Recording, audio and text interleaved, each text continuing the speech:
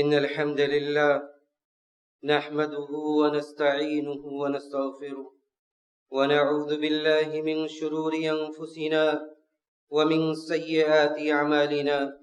من يهده الله فلا مضل له ومن يضلله فلا هادي له وأشهد أن لا إله إلا الله وحده لا شريك له وأشهد أن محمدا عبده ورسوله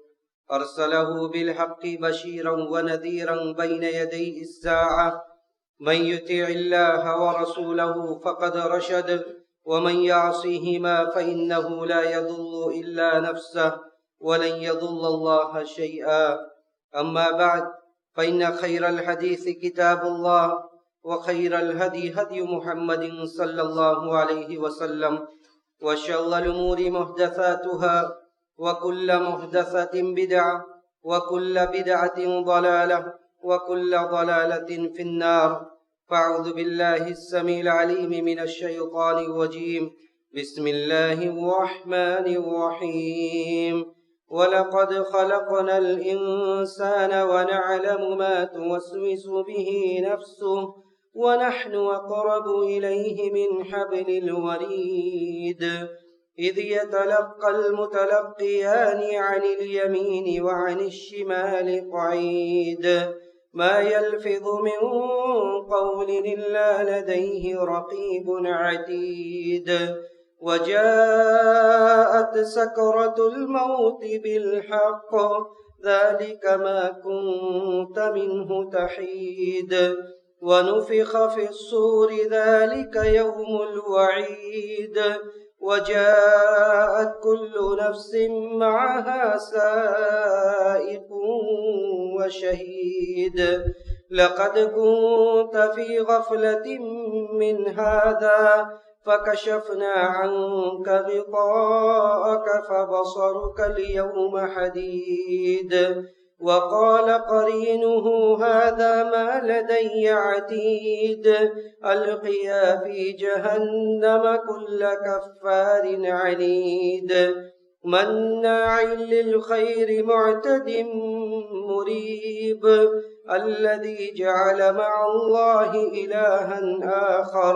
فألقياه في العذاب الشديد. قال قرينه ربنا ما أطغيته ولكن كان في ضلال بعيد. قال لا تختصموا لدي وقد قدمت إليكم بالوعيد. ما يبدل القول لدي وما أنا بظلام. لا يبدل القول لدي وما أنا بظلام للعبيد. وقال جل وعلا في مقام آخر إن الله يأمركم أن تؤدوا الأمانات إلى أهلها وإذا حكمتم بين الناس أن تحكموا بالعدل إن الله نعم ما يعظكم به إن الله كان سميعا بصيرا. معزز حاضرین، محترم بزرگوں، نوجوان ساتھیوں، عزیز خواتین اسلام، خطبہ مسنونہ اور سورہ قاف کی چند آیات کی تلاوت کے بعد سورۃ النساء کی آیت نمبر 58 میں نے آپ لوگوں کے روبرو تلاوت کی، جس میں اللہ سبحانہ و تعالی مسلمانوں کو یہ حکم دے رہا ہے، مسلمانوں سے یہ کہہ رہا ہے کہ ان اللہ یأمرکم ان تؤدوا الامانات الی اہلہا، کہ اللہ سبحانہ و تعالی آپ کو اور ہمیں اس بات کا حکم دیتا ہے کہ آپ امانت والوں کو ان کی امانت پہنچا دیں، جن کے حقوق و ذمہ داریاں آپ کی اور ہمارے اوپر عائد ہو رہی ہیں وہ حقوق اور ذمہ داری ان تک پہنچا دی جائے۔ وَإِذَا حَكَمْتُمْ بَيْنَ النَّاسِ أَن تَحْكُمُوا بِالْعَدْلِ، اور مولا کائنات دوسرا حکم یہ دے رہا ہے کہ جب آپ کو لوگوں کے درمیان حکم اور فیصل بنایا جائے، جب آپ لوگوں کے درمیان فیصلہ کرنے کے لیے بیٹھیں تو عدل و انصاف کا دامن نہ چھوڑیں، عدل و انصاف کے ساتھ فیصلہ کریں۔ ان اللہ نعم ما یعظکم بہ، کتنا بہترین حکم ہے، کتنا بہترین فرمان ہے جو اللہ سبحانہ و تعالی ارشاد فرماتا ہے، ان اللہ نعم ما یعظکم بہ، کتنی بہترین نصیحت ہے جو اللہ سبحانہ و تعالی کر رہا ہے۔ ان اللہ کان سمیعا بصیرا، اللہ سبحانہ و تعالی سب کچھ سن رہا ہے، سب کچھ سننے والا ہے، اور سب کچھ دیکھ رہا ہے اور سب کچھ دیکھنے والا ہے۔ یہ آیت تو یوں حضرت عثمان ابن ابی طلحہ رضی اللہ تعالیٰ عنہ کے بارے میں نازل ہوئی کہ فتح مکہ کے موقع پر چونکہ خانہ کعبہ کی کلید برداری کا شرف انہیں اور ان کی خاندان کو ہی حاصل تھا، خانہ کعبہ کی کنجی اور خانہ کعبہ کی چابی یہ ان کے اور ان کے خاندان میں چلی آ رہی تھی۔ فتح مکہ کے موقع پر اللہ کے رسول صلی اللہ علیہ وسلم نے وہ چابیاں ان سے لے لی۔ اس موقع پر اللہ سبحانہ و تعالیٰ نے آیت نازل کی اور یہ فرمایا کہ جنہیں خانہ کعبہ کی کلید برداری کا شرف حاصل ہے، جن کے پاس خانہ کعبہ کی کنجیاں ہوا کرتی تھی، ضرورت پوری ہونے کے بعد یہ چابیاں دوبارہ انہیں لوٹا دی جائے، دوبارہ انہیں دے دی جائے۔ لیکن اس آیت کا حکم عام ہے قیامت تک کے لیے، اس آیت کا حکم عام ہے، اور یہ آیت یہی رہنمائی کر رہی ہے اور یہ آیت یہی بتلا رہی ہے کہ جن کے جو بھی حقوق ہیں، جن کی جو بھی ذمہ داریاں ہیں، ان ذمہ داریوں کو اور ان حقوق کو ادا کر دیا جائے، کیونکہ یہ اللہ کی طرف سے بڑا حتمی اور لازمی حکم ہے مسلمانوں کے اوپر کہ ایک مسلمان کے سر پر، ایک مسلمان کے کاندھے پر دوسرے مسلمان کے تعلق سے جو ذمہ داریاں ہیں ان ذمہ داریوں کو وہ ادا کر دے۔ اگر ہم شریعت کے بارے میں دیکھیں، اگر ہم شریعت کی تعلیمات پر غور کریں تو ہم اس نتیجے پر پہنچیں گے کہ جتنے بھی حقوق ہیں وہ دو طرح کے ہیں۔ ایک کا تعلق تو اللہ کی ذات سے ہے جسے ہم حقوق اللہ کہتے ہیں، اللہ کے حق، نماز کا پڑھنا، حج کرنا، مہینے بھر کا روزہ رکھنا، ان سارے چیزوں کا تعلق اللہ کی ذات سے آپ اللہ کے لیے انجام دے رہے ہیں۔ دوسری طرف حقوق العباد کی ایک لمبی فہرست ہے، اعزاء و اقربا کو ان کا حق دینا، میراث کی صحیح طرح اسلامی تقسیم کرنا، صدقات و خیرات کرنا، غریب پروری کرنا، یہ سب حقوق العباد میں سے آتا ہے۔ تو شریعت میں یہی دو چیزیں ہیں اور یہی شریعت اور دین کا خلاصہ اور نچوڑ ہے، یا تو اس میں اللہ کا حق ہے یا اس میں بندوں کا حق ہے، اور دونوں حقوق کی ادائیگی کرنا یہ مسلمان کے اوپر ضروری اور حتمی ہے۔ اگر ہم غور کریں تو ہم اس نتیجے پر بھی پہنچیں گے کہ دونوں حقوق اپنی جگہ بڑے ہی اہم اور بڑے ہی ضروری ہیں، لیکن ایک انسان کے اخروی نتائج کے حساب سے، ایک انسان کے، ایک مسلمان کے اخروی انجام کے حساب سے حقوق العباد کا معاملہ بڑا ہی سنگین اور بڑا ہی بھیانک اور خطرناک ہے۔ ایسا کیوں نہ ہو؟ کیونکہ اللہ کی ذات تو وہ ہے جو اللہ غفور الرحیم ہے۔ قیامت کے دن میدان محشر میں بڑے بڑے مجرموں کو اللہ سبحانہ و تعالیٰ بخش دے گا، بڑے بڑے مجرموں کی معافی کا اعلان ہوگا کہ انہیں بھی بخش دیا جائے، انہیں بھی بخش دیا جائے، انہیں بھی بخش دیا جائے، کیونکہ اللہ غفور الرحیم ہے، اللہ ستار ہے، اللہ گناہوں پر قیامت کے دن بھی بہت سارے لوگوں کے پردہ ڈال دے گا۔ لیکن اس کے مقابلے میں بندہ کا ظرف میں وہ وسعت نہیں ہے، بندہ معاف کرنے والا نہیں ہوتا ہے، بندے کے دل میں وہ فیلنگز نہیں ہوتی کہ وہ دوسروں کو معاف کر دے یا معافی کا جذبہ اس کے اندر اتنا پایا جائے۔ اسی لیے حقوق العباد کا معاملہ، حقوق العباد کو نبھانا یہ زیادہ ضروری اور زیادہ حتمی ہے۔ اور اگر آپ دیکھیں گے تو آپ کو دین میں یہ بھی بات ملے گی کہ قیامت کے دن حقوق اللہ سے جو متعلق حقوق ہیں، جو اللہ کے متعلق حقوق ہیں، اس کے معافی کا تو اعلان کر دیا جائے گا، لیکن جو بندوں سے متعلق حقوق ہیں، بندوں سے متعلق حقوق ہے، رب العالمین کہے گا کہ میرے اس بندے کو، جس بندے نے دوسروں کے حق کے متعلق حق تلفی کی ہے، جو دوسروں کے حقوق کے متعلق ظالم ٹھہرائے، اسے میدان محشر میں روک دیا جائے، میدان محشر میں اسے روک دیا جائے، جب تک مظلوم سے وہ جا کر ناک رگڑ کر معافی نہ مانگ لے، جب تک وہ مظلوم سے جا کر معافی نہ مانگ لے اور مظلوم اسے معاف نہ کر دے، رب العالمین بھی اس وقت تک اس کے معافی کا اعلان نہیں کرے گا۔ اس وقت تک رب العالمین بھی اس کے معافی کا اعلان نہیں کرے گا جب تک کہ بندہ اس بندے کو معاف نہ کر دے جس کے حق کو دنیا میں اس نے ہڑپ کیا تھا، جس کے حق کو اس نے دنیا میں مارا تھا۔ تو یہ حقوق العباد کا معاملہ نہایت ہی سنگین اور بڑا ہی بھیانک ہے، اسی لیے نبی علیہ الصلوۃ والسلام نے بڑی تفصیل سے اس کا ذکر کیا۔ اگر تب حقوق العباد کی تفصیل میں جایا جائے تو بہت سارے حقوق ہیں۔ ایک والدین پر اس کے بندوں کا حق، ایک والدین پر اس کی اولاد کا حق، اولاد پر والدین کا حق، شوہر پر بیوی کا حق، بیوی پر شوہر کا حق، یوں تو بہت سارے حقوق ہیں۔ لیکن اگر ان سارے حقوق کے محور کو دیکھا جائے، ان سارے حقوق کو دیکھا جائے کہ یہ سارے حقوق جا کر کہاں ملتے ہیں، تو آپ اسی نتیجے پر پہنچیں گے کہ جو حقوق ہیں شریعت میں، جو حقوق ہیں دین میں، وہ تین طرح کے ہیں۔ وہ تین طرح کے حقوق ہیں، یا تو حقوق کا تعلق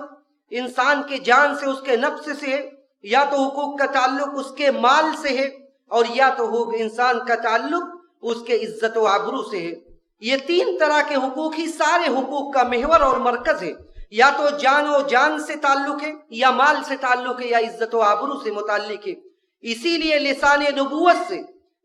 نبوت سے جو بھی بڑے بڑے اجتماعات ہوتے تھے، جو بھی بڑے بڑے اجلاس اور جو بھی بڑے بڑے اجتماع ہوتے تھے، اس میں نبی علیہ الصلوۃ والسلام ان تینوں باتوں کی طرف ضرور بضرور توجہ دلاتے تھے صحابہ کرام کی۔ چنانچہ حجۃ الوداع کا سب سے بڑا اجتماع تھا، حجۃ الوداع کا سب سے بڑا اجتماع تھا۔ آپ نے صحابہ کرام کو جہاں بہت ساری نصیحتیں کی، جہاں بہت سارے حقوق کی طرف آپ نے صحابہ کرام کی رہنمائی کی، اس میں آپ نے صحابہ سے کہا کہ دیکھو، یہ غور سے سن لو اور یہ بات یاد رکھو، الا ان دماءکم واموالکم واعراضکم حرام علیکم کحرمت یومکم ھذا فی بلدکم ھذا او فی شہرکم ھذا۔ مسلمانوں، یہ پیغام ہمیشہ کے لیے یاد رکھنا کہ تم لوگوں کا آپس میں خون، ان دماءکم، تمہارے خون ایک دوسرے پر حرام ہے، واموالکم، جس طرح خون حرام ہے اسی طرح تمہارے مال بھی ایک دوسرے کے اوپر حرام ہے، واعراضکم، اور تمہاری عزتیں بھی تو ایک دوسرے پر حرام ہے۔ کسی کو اس بات کا حق نہیں ہے کہ وہ دوسرے کی عزت اچھالے، کسی کو اس بات کا حق نہیں ہے کہ وہ دوسرے کا مال ناجائز طریقے سے ہڑپ کر لے، اور کسی کو اس بات کا حق نہیں ہے کہ وہ دوسرے کی جان اور دوسرے کے جسم کو تکلیف پہنچائے۔ آپ نے کہا کہ حرمت یومکم ھذا، جیسے آج عرفہ کا یہ دن حرام ہے، یہ حرمت والا دن ہے۔ آپ نے 9 ذی الحجہ کو صحابہ سے خطاب کیا تھا میدان عرفات میں، آپ نے کہا کہ جیسے آج کا یہ دن حرام ہے، کحرمت یومکم ھذا فی بلدکم ھذا، جیسے مکہ کی یہ سرزمین قیامت تک کے لیے حرام ہے، یہ حرمت والی جگہ ہے، کحرمت یومکم ھذا فی بلدکم ھذا او فی شہرکم ھذا، یا یہ مہینہ ذی الحجہ کا یہ مہینہ جس طرح حرام ہے، جس طرح اس کی حرمت ہے، اسی طرح اس بات کی بھی حرمت ہے کہ تمہارے جان و مال، تمہاری عزت و آبرو سب ایک دوسرے کے اوپر حرام ہے۔ کوئی کسی کے جان و مال اور عزت و آبرو سے کھیل نہیں کر سکتا، اس سے چھیڑ چھاڑ نہیں کر سکتا۔ اور یہ اتنا معاملہ ہے کہ کسی اور کو کیا کہا جائے۔ ایک شہید جو اللہ کے راستے میں اپنی جان کا نذرانہ پیش کر دیتا ہے، جو اللہ کے راستے میں اپنی گردنیں کٹا دیتا ہے، قیامت کے دن اس کی بھی معافی نہیں ہوگی، قیامت کے دن اس کی بھی معافی نہیں ہوگی۔ نبی علیہ الصلوۃ والسلام نے کہا کہ یغفر اللہ للشہید کل ذنب الا الدین، یغفر اللہ للشہید کل ذنب الا الدین۔ صحیح مسلم کی روایت ہے، آپ نے کہا کہ قیامت کے دن مولا کائنات سارے لوگوں کو معاف کر دے گا، سارے لوگوں کو معاف کر دے گا۔ یغفر اللہ للشہید، شہید کے ساری گناہوں کو معاف کر دے گا سوائے قرض کے۔ جو آدمی قرض لے کر یا دوسروں کے مال کے متعلق ذمہ داری لے کر اس دنیا سے چلا گیا، چاہے وہ جتنا بڑا بھی صوم و صلات کا پابند رہا ہو، چاہے وہ صوم و صلات کا پابند ہوتے ہوئے صف اول کی نمازیں اس سے نہ چھوٹتی ہوئی ہو، لیکن اگر دوسروں کے مال کی ذمہ داری اپنے اوپر اس دنیا سے لے کر چلا گیا، دوسروں کے مال کو لے کر وہ اس دنیا سے چلا گیا، تو اس کی معافی نہیں ہونے والی، اس کی معافی نہیں ہونے والی ہے۔ نبی علیہ الصلوۃ والسلام سے روایت کرنے والے حضرت جابر رضی اللہ تعالیٰ عنہ، اور یہ بھی صحیح روایت ہے، کہتے ہیں نبی علیہ الصلوۃ والسلام کے صحابہ میں سے ایک آدمی کی وفات ہوتی ہے، فغسلناہ، ہم انہیں غسل دیتے ہیں، انہیں کفن پہناتے ہیں، انہیں لے کر جہاں جنازہ کی جو جگہ ہوتی ہے وہاں پر ہم انہیں حاضر کر دیتے ہیں۔ نبی علیہ الصلوۃ والسلام آگے بڑھنے لگتے ہیں، لیکن آپ کی عادت مبارکہ تھی کہ آپ لوگوں سے یہ پوچھا کرتے تھے، آپ پیچھے مڑتے اور پوچھتے ہیں حل علیہ دین، میرے صحابہ ذرا یہ بتلاؤ کیا ان کے اوپر کوئی قرض ہے؟ صحابہ اکرام کہتے ہیں نعم دیناران، غور کیجئے، یہ نہیں کہا جا رہا ہے کہ 1 ملین 1 کروڑ 2 کروڑ کی بات نہیں ہو رہی ہے۔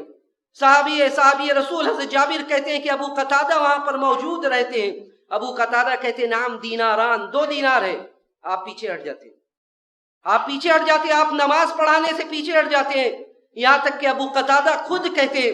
کہ علیہ دیناران، اے اللہ کے رسول یہ 2 دینار کی ذمہ داری میری ہے، اے اللہ کے رسول یہ 2 دینار کی ذمہ داری میری ہے۔ اس کے بعد جب ذمہ داری لیتے ہیں نبی علیہ الصلوۃ والسلام وہاں پر اعلان کرتے ہیں، کہتے ہیں دیکھو اب یہ 2 دینار سے میت بری ہے، اب ان 2 دیناروں سے میت بری ہے، اب ان 2 دیناروں کی باز پور سے میت سے نہیں ہوگی، اب اس 2 دینار کی ذمہ داری ابو قتادہ کے ذمے۔ اس کے بعد آپ نماز پڑھاتے ہیں، اگلی صبح پھر آتے ہیں ابو قتادہ، آپ کہتے ہیں کہ کیا ہوا 2 دینار کا، 2 دینار کے تعلق سے تم نے کیا کیا؟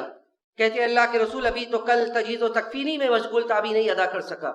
پھر اگلے دن، اس کے بعد والے دن آپ آتے ہیں، ابو قتادہ آپ کے سامنے جب آتے ہیں تو ابو قتادہ سے آپ کہتے ہیں کہ کیا ہوا 2 دینار کا؟ کہتے ہیں کہ ادا کر دیا۔ آپ نے کہا کہ الان بردت جلدہ، کہا کہ اب ان کا جسم ٹھنڈا ہو گیا، یعنی جو قرض کی وجہ سے جو عذاب تھا اب اس عذاب سے اسے نجات مل گئی۔ ذرا غور کیجئے ان دونوں احادیث کے معنی میں، ان دونوں احادیث کے پس منظر میں، کہ کہاں 2 دینار اور کہاں ہمارا سماج اور سوسائٹی کہ اپنے ظاہری ٹھاٹ باٹ، ظاہری رکھ رکھاؤ کے لیے کتنے لوگوں کی ذمہ داریاں، کتنے لوگوں کے مالی حقوق ہم اپنے کاندھوں پر لے کر چل رہے ہیں۔ اور اللہ نہ کرے اگر ایسے ہی آنکھیں بند ہو گئی تو نہ تو ہم صحابی رسول ہیں اور نہ تو یہ 2 دینار کا مسئلہ ہے، یہ لاکھوں اور کروڑوں میں باتیں چلتی ہے اور کہا جاتا ہے آپ کو کاروبار کا سسٹم نہیں پتا۔ ایسے کاروبار پر، ایسی تجارت پر جن تجارتوں میں دوسروں کے حقوق کو ہڑپ کر لیا جائے، ایسی تجارت کا اللہ کی یہاں کوئی ضرورت نہیں ہے۔ ایسی تجارت پر اللہ کی لعنت ہو جن تجارتوں میں بندوں کے حقوق کو ہڑپ کر لیا جائے، یہ تجارت نہیں، یہ صرف اور صرف ظاہری رکھ رکھاؤ اور اپنے ٹھاٹ باٹ کو مینٹین کرنے کا ایک دوسرا نام دینا ہے۔ اور ایسے لوگ حقیقت میں ایسے لوگ قیامت کے دن مفلس اور غریب ہیں۔ غریب آج وہ نہیں ہے جس کے کپڑوں میں شکن ہے، غریب آج وہ نہیں ہے جس کے پاس عمدہ کپڑے نہیں ہے، غریب آج وہ نہیں ہے جس کے گھر میں اچھی چیزیں نہیں ہے، بلکہ غریب حقیقت میں قیامت کے دن اس سے بڑا غریب کون ہوگا کہ اس کے پاس نمازوں کا انبار ہے، رمضان میں پورے مہینے اس نے روزہ رکھا ہے، رمضان میں رو کر اس نے اللہ کی عبادتیں کی ہے، لیکن آج جب قیامت کے دن میدان محشر میں وہ کھڑا ہوا ہے تو اس کا ہاتھ خالی ہے، کنگال ہے وہ، اس کے پاس کچھ نہیں ہے۔ آج اس کی نمازیں بھی دوسرے کی ہو گئی، آج اس کے روزے بھی دوسرے کے ہو گئے، جو حج پر حج وہ کیے جا رہا تھا آج اس کے حج بھی دوسرے کے ہیں۔ نبی علیہ الصلوۃ والسلام نے پوچھا صحابہ اکرام سے کہ اتدرون من المفلس، میرے صحابہ تم جانتے ہو کہ غریب کون ہے؟ میرے صحابہ تمہیں پتہ ہے کہ غریب کون ہے؟ آپ نے کہا کہ المفلس فینا من لا درہم لہ ولا متاع، کہ اللہ کے رسول مفلس و غریب وہ ہے جس کے پاس نہ درہم ہے، نہ دینار ہے، نہ دنیاوی ساز و سامان ہے۔ آپ نے کہا نہیں، حقیقی مفلس وہ نہیں ہے۔ آپ نے کہا کہ المفلس فینا، المفلس من امتی یاتی بیوم القیامت بصلاۃ وصیام وزکاۃ، میرے امت کا مفلس تو وہ ہے جو قیامت کے دن نمازوں کے ساتھ آئے گا، حج کے ساتھ آئے گا، دوسری عبادتوں کے ساتھ آئے گا، صوم و صلاۃ کے ساتھ آئے گا، وَيَأْتِي قَدْ شَتَمَ هَذَا، لیکن حقوق العباد کی ایک بوجھ لے کر وہ میدان محشر میں حاضر ہوگا۔ وَيَأْتِي قَدْ شَتَمَ هَذَا، آئے گا اس حال میں کہ اس نے کسی کو گالی بھی دی ہے ہوگی، وَقَذَفَ هَذَا، کسی کے اوپر تہمت بھی لگائی ہوگی، وَأَكَلَ مَالَ هَذَا، کسی کا مال بھی کھایا ہوگا، وَسَفَكَ دَمَ هَذَا، کسی کا خون بھی بہایا ہوگا نا حق، وَضَرَبَ هَذَا، کسی کو مارا بھی ہوگا، فَيُعْتَى هَذَا مِنْ حَسَنَاتِهِ وَهَذَا مِنْ حَسَنَاتِهِ، جس کو مارا ہوگا وہ کھڑا ہوا ہے اپنا حق لینے کے لیے، جس کا خون بہایا ہے وہ کھڑا ہوگا اپنا حق لینے کے لیے، جس کا مال ناحق کھڑا کر کے رکھا ہے وہ سامنے کھڑا ہوگا اپنا مال لینے کے لیے۔ فَيُعْتَى هَذَا مِنْ حَسَنَاتِهِ، ہائے اتنی غربت میدان محشر میں، اتنی غربت کی نمازیں دیکھتے دیکھتے دوسروں کے پاس جا رہی ہے، یہ صوم و صلاۃ، یہ رونا دھونا اللہ کے سامنے، یہ سب دوسروں کے پاس جا رہا ہے۔ فَيُعْتَى هَذَا مِنْ حَسَنَاتِهِ، اس کو نیکیاں دی جائے گی، اس کو نیکیاں دی جائے گی، اس کے بعد کیا ہوگا؟ فَإِن فَنِيَتْ حَسَنَاتُهُ قَبْلَ أَن يُقْضَى مَا عَلَيْهِ، اگر نیکیاں ختم ہو گئیں حساب و کتاب سے پہلے، آپ نے سیٹلمنٹ نہیں کیا، معاملہ ختم نہیں ہوا اور نیکیاں ختم ہو گئی، فَتُرِيَ عَلَيْهِ، تو اس کے بعد فَتُرِيَتْ عَلَيْهِ مِنْ خَطَايَاهُمْ، تو اس کے بعد اس کی جو برائیاں تھی اس کی کندھوں پر ڈال دی جائے گی، جو اس کی برائیاں تھی دوسرے لوگوں کی، جن لوگوں کا حقوق اس کے اوپر عائد تھا، ان کی برائیاں لے کر اس کے کندھوں پر ڈال دی جائے گی اور پھر گھسیٹ کر اسے جہنم میں پھینک دیا جائے گا، ثم طُرِحَ فِي النَّارِ، پھر گھسیٹ کر اسے جہنم میں پھینک دیا جائے گا۔ تو یہ اتنا بڑا معاملہ ہے کہ حقیقی مفلس اور حقیقی غریب یہ لوگ ہیں، اور وہ لوگ ہیں جن کی ساری نیکیاں قیامت کے دن دیکھتے دیکھتے ختم ہو جائے، دیکھتے دیکھتے ختم ہو جائے۔ اس لیے ہم تنہائی میں بیٹھ کر محاسبہ کریں، تنہائی میں بیٹھ کر محاسبہ کریں، اس معمولی سے حطام دنیا کے خاطر، معمولی سے دنیا کے سامان کے خاطر، معمولی سی دنیا کی جھوٹی عزت و شان و شوکت کے خاطر ایسا کام نہ کریں، ایسا کام نہ کریں کل قیامت کے دن ہماری ساری نیکیاں ضائع ہو جائیں اور وہاں ہم نظر چوراتے ہوئے پھریں، وہاں ہم نظر چوراتے ہوئے، نظر جھکائے ہوئے پھریں۔ نبی علیہ الصلوۃ والسلام نے کہا کہ غور کیجئے، من كانت عنده مظلمة لأخيه من عرضه أو من شيء فليتحلله منه اليوم قبل أن لا يكون دينار ولا درهم، جس کے اوپر کسی بھی طرح کی کوئی ظلم ہے، کہ جس کے اوپر کسی بھی طرح کا کوئی ظلم ہے۔ ظلم کیسے ہوتا ہے؟ حق تلفی کیسے ہوتی ہے؟ کسی کا مال لے لیا وہ حق تلفی ہے، کسی کی عزت اچھال دی وہ حق تلفی ہے، کسی کے جسم کو تکلیف پہنچا دی وہ حق تلفی ہے۔ یہ سب حق تلفی کی وہ شکلیں اور وہ صورتیں ہیں جس میں ہم سب گرفتار ہیں۔ تو آپ نے کہا کہ جس کے اوپر کسی بھی طرح کا ظلم ہے اور وہ اس ظلم کے ساتھ زندگی گزار رہا ہے، فَلْيَتَحَلَّلْهُ مِنْهُ الْيَوْمِ، اس سے حلال ہو جائے، بری ہو جائے، قبل یہ کہ وہ دن آ جائے، قبل یہ کہ وہ دن آ جائے جب درہم و دینار کا سکہ نہیں چلے گا۔ وہاں درہم و دینار کا سکہ نہیں چلے گا، وہاں آپ کی باتوں سے کام چلنے والا نہیں ہوگا، بلکہ اللہ عدل کرے گا، اللہ فیصلہ کرے گا، اور ایسا فیصلہ کرے گا کہ وہاں ایک بے سینگ والے بکری پر اگر سینگ والے بکری نے ظلم کیا ہے تو اس سے بھی بدلہ لیا جائے گا۔ لَتُوَدُّنَّ الْحُقُوقَ إِلَىٰ أَهْلِهَا حَتَّى يُقَادَ لِلشَّاةِ الْجَلْحَاءِ مِنَ الشَّاةِ الْقَرْنَاءِ يَوْمَ الْقِيَامَةِ، تم ضرور بضرور تمہیں دینا پڑے گا حق، ضرور بضرور تمہیں حق دینا پڑے گا، یہاں تک کہ ایک بے سینگ والے بکری پر اگر سینگ والے بکری نے ظلم کیا ہے تو اس سے بھی اس کا بدلہ لیا جائے گا۔ ایسا نہیں ہے کہ یہ مکلف ہے، یہ جانور یہ مکلف ہے، ایسا نہیں ہے، لیکن اس حدیث کے بیان کرنے کا مطلب یہ ہے کہ ان سے بھی بدلہ لیا جائے گا، لیکن بدلہ لینے کے بعد جنت و جہنم کا فیصلہ جانوروں کے متعلق نہیں کیا جائے گا، بلکہ بدلہ لینے کے بعد یہ کہا جائے گا کونوا ترابا، کہ جانوروں سے کہا جائے گا کہ اب تم سب مٹی بن جاؤ۔ جب ان سے قصاص لے لیا جائے گا، عدل و انصاف ہو جائے گا، تو جانوروں سے کہا جائے گا کونوا ترابا، تم سب مٹی بن جاؤ، اور وہ سب جتنے جانور دنیا میں وَإِذَا الْوُحُوشُ حُشِرَتْ، سارے جانور جمع کیے جائیں گے میدان محشر میں، اور قصاص کے بعد عدل و انصاف کے بعد سب کو مٹی بنا دیا جائے گا، اور اس وقت کافر کہیں گے یا لیتنی کنت ترابا، کاش کہ ہم بھی مٹی ہوتے، کاش کہ ہم بھی مٹی ہوتے۔ تو اس پس منظر میں، اس حدیث کے پس منظر میں جانوروں کے تعلق سے اس لیے ذکر کیا گیا کہ جب جانور بے منہ کے ہیں، جب جانور مکلف نہیں ہیں اور ان سے بدلہ لیا جائے گا، ان سے حقوق لیا جائے گا، تو پھر انسان جو مکلف ہے، جن کے اوپر یہ بڑی ذمہ داری دی گئی تھی، ان کا کیا عالم ہوگا۔ نبی علیہ الصلوۃ والسلام کسی کے اوپر ظلم نہیں کرتے تھے، آپ ظلم کرنے والے نہیں تھے۔ اگر آپ کسی سے کوئی بات کہتے تھے تو یہ مبنی بر حق ہوتی تھی، حق کے تعلق سے آپ غضبناک ہوتے تھے۔ جب دین کا کوئی معاملہ ہوتا تھا تب آپ کو غصہ آتا تھا، اس کے باوجود امت کو بتلانے کے لیے آپ اپنے عمر کے آخری پڑاؤ میں جب آپ کی بیماری شروع ہو گئی، آپ ممبر پر چڑھتے ہیں، کہتے ہیں اللہم انما انا بشر، کہ اللہ تو جانتا ہے کہ میں انسان ہوں، اے اللہ تو جانتا ہے کہ میں انسان ہوں، فَأَيُّمَا امْرِئٍ مِّنَ الْمُسْلِمِينَ آذَيْتُهُ أَوْ سَبَبْتُهُ أَوْ لَعَنْتُهُ، اے اللہ تو جانتا ہے کہ میں انسان ہوں، تو جس بھی مسلمان کو اگر میری ذات سے کوئی تکلیف پہنچی، میں نے اسے اذیت پہنچائی، یا کبھی میں نے اسے برا بھلا کہہ دیا، فَجْعَلْهُ صَلَاةً وَزَكَاةً وَقُرْبَةً تُقَرِّبُهُ بِهَا إِلَيْكَ يَوْمَ الْقِيَامَةِ، تو اللہ تو ان ساری چیزوں کو، اگر میں نے کبھی کسی کو برا بھلا کہہ دیا، کبھی کسی کو تکلیف پہنچا دی، تو اللہ تو ان سارے چیزوں کو اس کے حق میں رحمتیں بنا دے، اپنی قربت کا ذریعہ بنا دے۔ نبی ظلم کرنے والے نہیں تھے، نبی لوگوں کے حق لینے والے نہیں تھے، اس کے باوجود اس معاملے کی سنگینی کو واضح کرنے کے لیے آپ منبر پر چڑھتے ہیں اور بڑے بڑے مسائل کو بیان کرتے ہوئے آپ یہ کہتے ہیں کہ جس کے بھی میں نے کبھی حق میں حق تلفی کر دی، بار الہ تو ان کو میرے اس عمل کو ان کے لیے باعث رحمت بنا دے، میرے اس عمل کو ان کے لیے باعث رحمت بنا دے۔ یہ ان سارے باتوں کے بعد ایک مومنانہ کردار کیا ہوتا ہے، ایک مومن کا کردار کیا ہونا چاہیے، ان ساری چیزوں میں مومن کا کردار کیا ہونا چاہیے، مومنانہ کردار کیا ہے؟ دیکھیے مومنانہ کردار یہ کہ مومنین حقوق کے محافظ ہوتے ہیں، مومنین یہ حقوق کے محافظ ہوتے ہیں، ان سے حق مانگنا نہیں پڑتا، اگر ان سے کسی طرح کا کوئی تعامل ہوتا ہے تو وہ حق مانگنا نہیں پڑتا،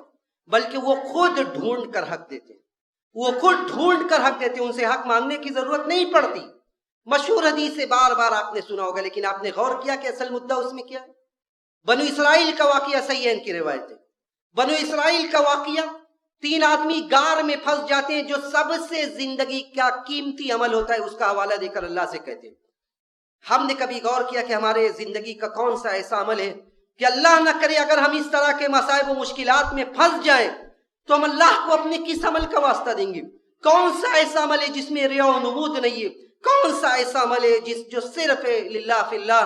اللہ کی خاطر انجام دیا ہو گیا؟ یہاں 3 بندے تھے، تینوں کے پاس ایسے عمل تھے۔ اس میں ایک بندہ کہتا ہے اللہ تو جانتا ہے کہ میرے پاس بہت سارے مزدور تھے، اس میں ایک مزدور ایسا بھی تھا جو اپنی تنخواہ لیے بغیر میرے پاس سے رخصت ہو گیا، میرے پاس سے ایک مزدور بغیر تنخواہ لیے ہوئے رخصت ہو گیا،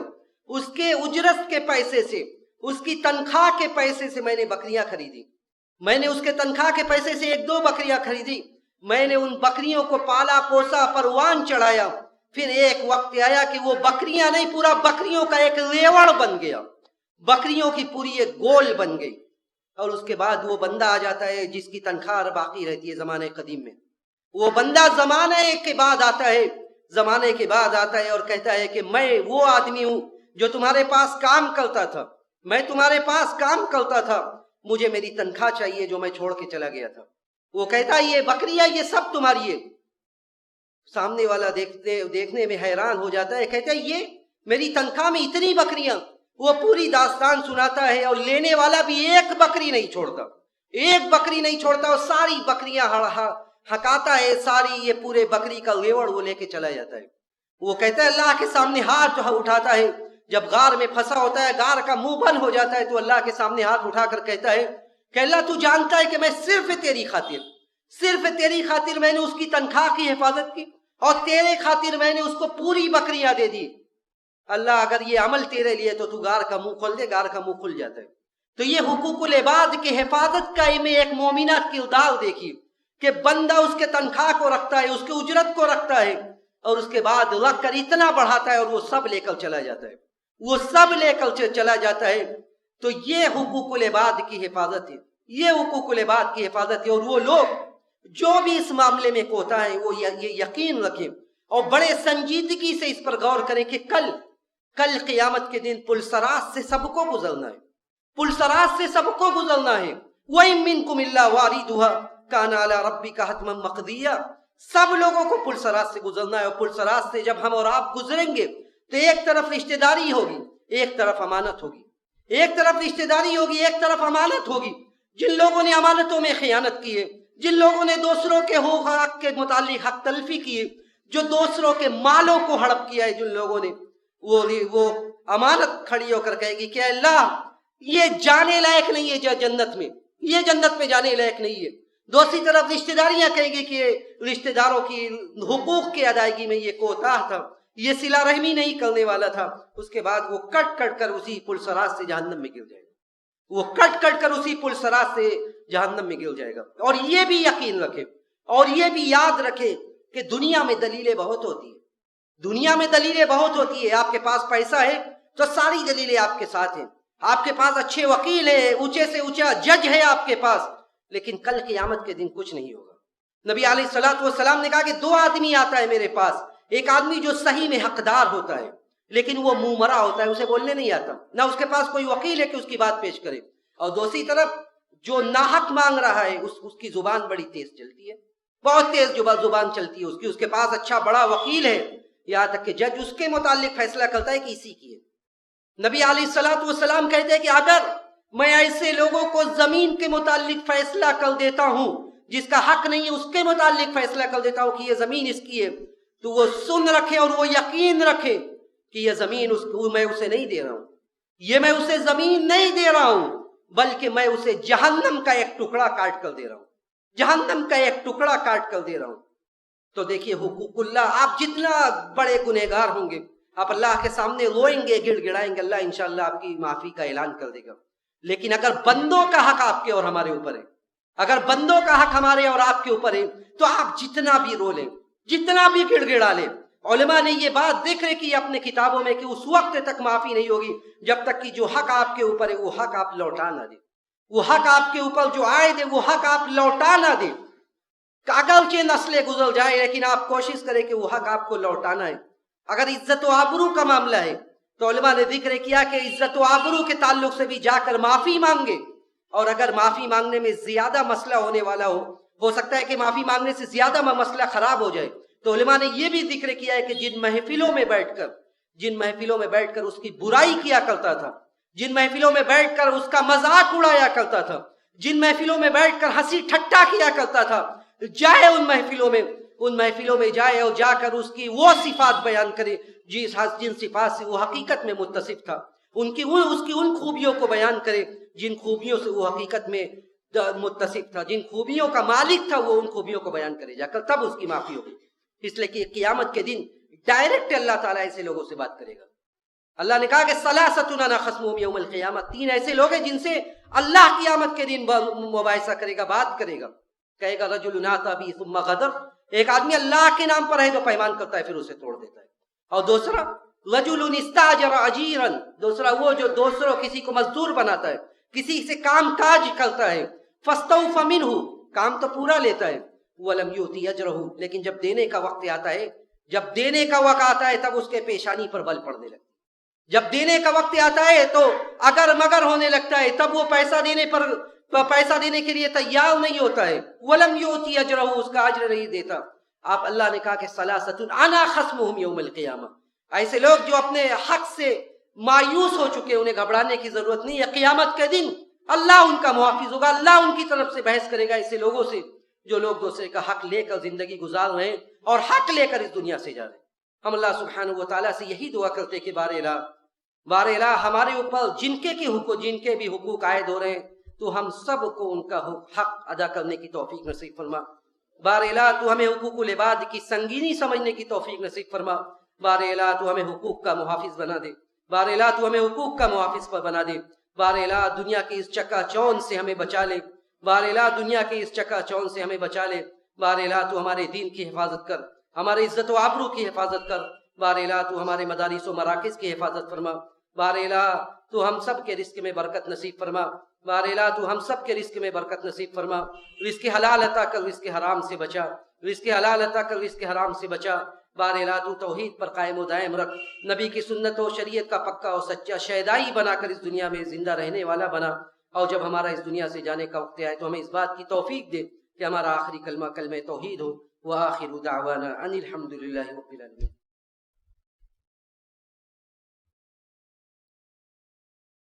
الحمد للہ علی احسانی والشکر له علی توفیقہ وامتنانی، واشهد ان لا الہ الا اللہ تعظیما لشأنی، واشهد ان محمدا عبد اللہ ورسولہ والداعی الى رضوانی۔ ان اللہ وملائکتہ یصلون علی النبی یا ایہا الذین آمنوا صلوا علیہ وسلموا تسلیما۔ اللہم صل علی محمد وعلی آل محمد کما صلیت علی ابراہیم وعلی آل ابراہیم انک حمید مجید۔ اللہم بارک علی محمد وعلی آل محمد كما باركت على إبراهيم وعلى آل إبراهيم إنك حميد مجيد۔ اللهم آت نفسي تقواها، اللهم آت نفوسنا تقواها وزكيها أنت خير من زكاها أنت وليها ومولاها۔ ربنا ظلمنا أنفسنا وإن لم تغفر لنا وترحمنا لنكونن من الخاسرين۔ ربنا آتنا في الدنيا حسنة وفي الآخرة حسنة وقنا عذاب النار۔ عباد الله رحمكم الله، إن الله يأمر بالعدل والإحسان وإيتاء ذي القربى وينهى عن الفحشاء والمنكر والبغي يعظكم لعلكم تذكرون۔ اذكروا الله يذكركم وادعوه يستجب لكم، ولذكر الله تعالى أعلى وأولى وأعز وأجل وأكبر۔